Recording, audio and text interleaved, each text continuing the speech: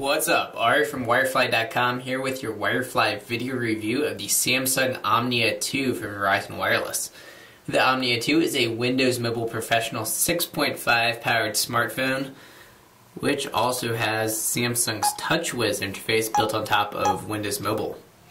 And TouchWiz is basically a series of drag and droppable widgets you can place on a series of home screens.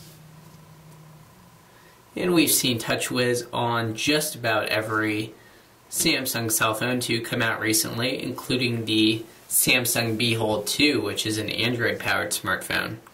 And the Behold 2 also had Samsung's Cube interface, which we obviously have here on the Omnia 2 as well. I'm not sure how I feel about the Cube, but we'll check it out a little bit later. I'll give you some more detail on that. And on the left side of the Omnia 2, we have a 3.5mm headphone jack, so that's your standard size and will support most any headphone that you already have. You also have your volume rocker, which with a press will give you easy options to switch your system volume and ring volume.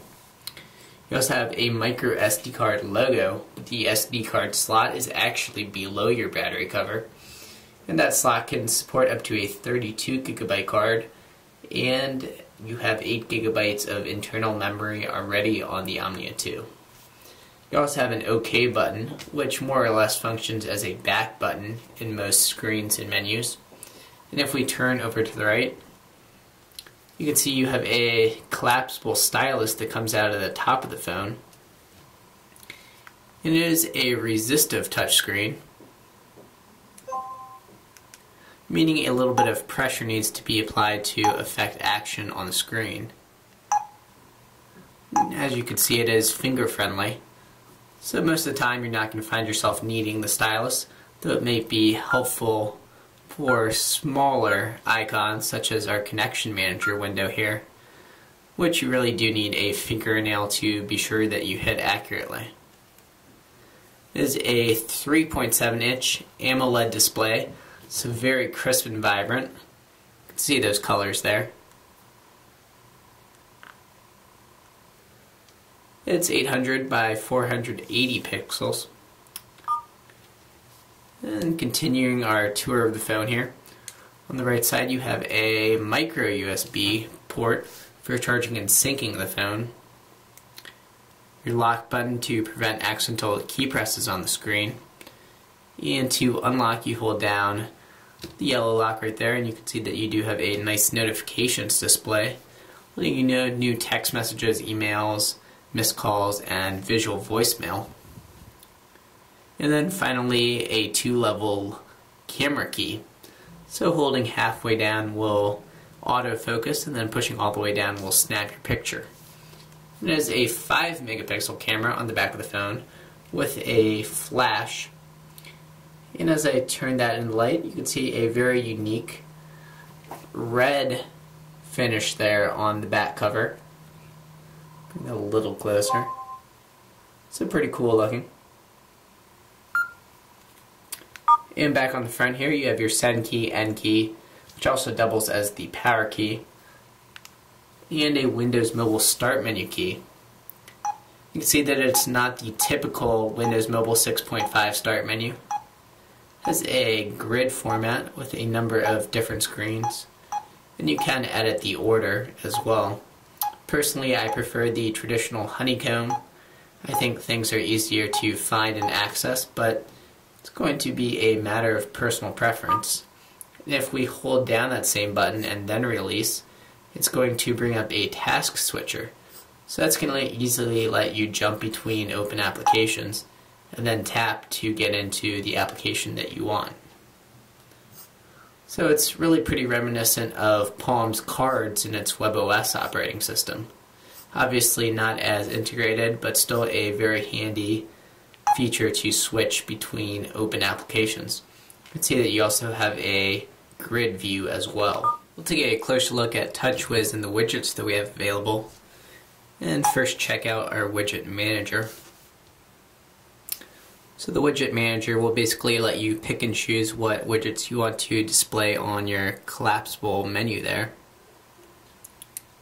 so it doesn't get too cluttered.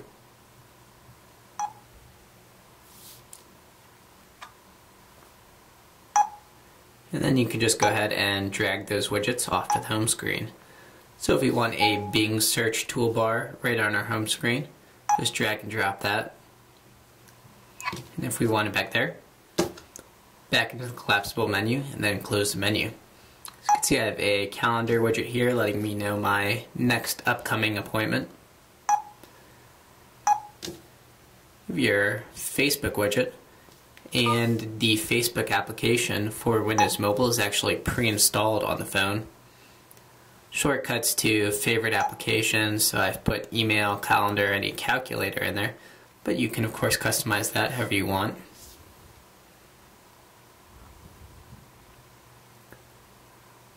Media player widget. And you can see that there is a little bit of lag when switching home screens and loading widgets. It has only 208 megabytes of RAM, so it's definitely not on your high end, and that definitely leads to a little bit of lag when you're navigating menu items, accessing a number of applications at the same time. Really lag noticeable quite frequently using the phone. So that would be my biggest complaint with the Omnia 2, but overall no major complaints with running a lot of programs at the same time and crashing or anything like that, but certainly not the smoothest animations.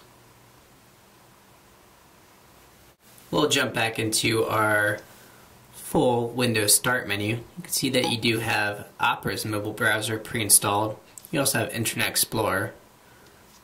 And we'll use the virtual keyboard here to navigate to wirefly.com.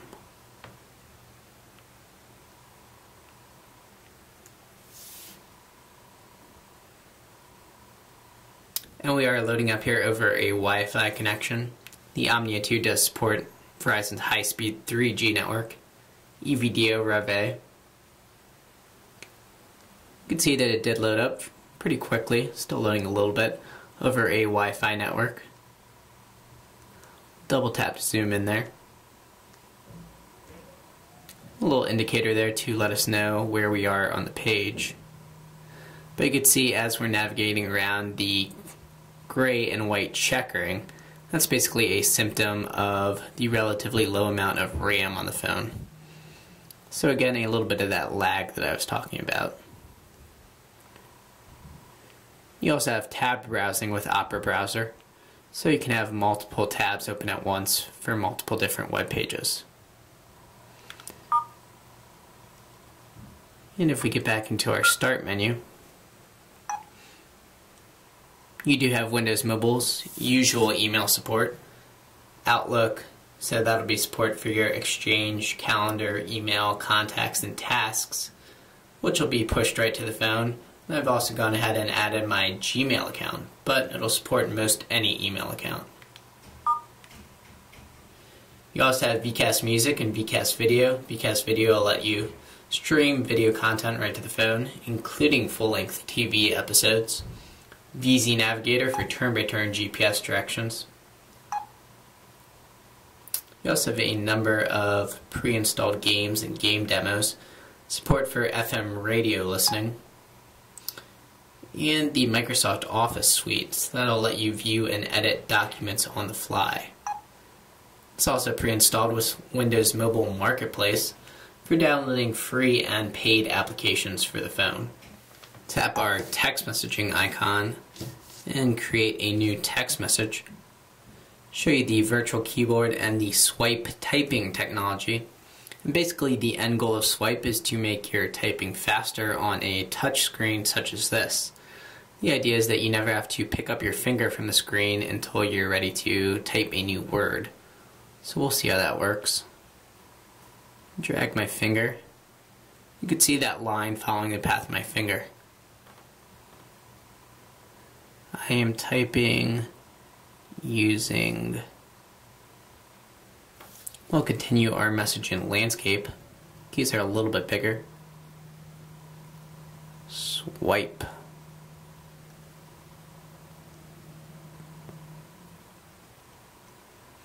So there's certainly going to be a learning curve, but with practice, fairly confident that you will be typing faster than you otherwise could be. So I like the swipe texting technology. And we'll check out our cube menu. It's the very same cube that we've seen in Behold 2. See that you can jump to a side of the cube using our menu down here. Here's our pictures. Very same idea with music, video.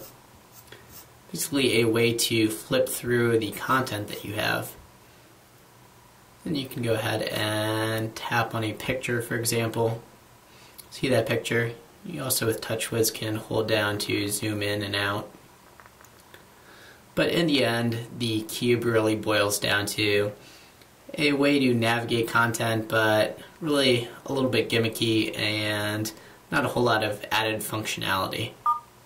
We'll take a quick look at the Omnia 2's camera application, which we're obviously looking out into white nothingness here, but you do have a nice number of settings and controls available.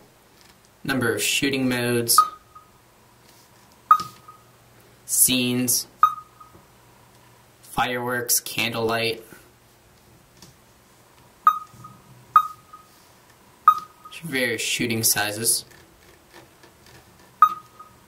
white balance options, effects,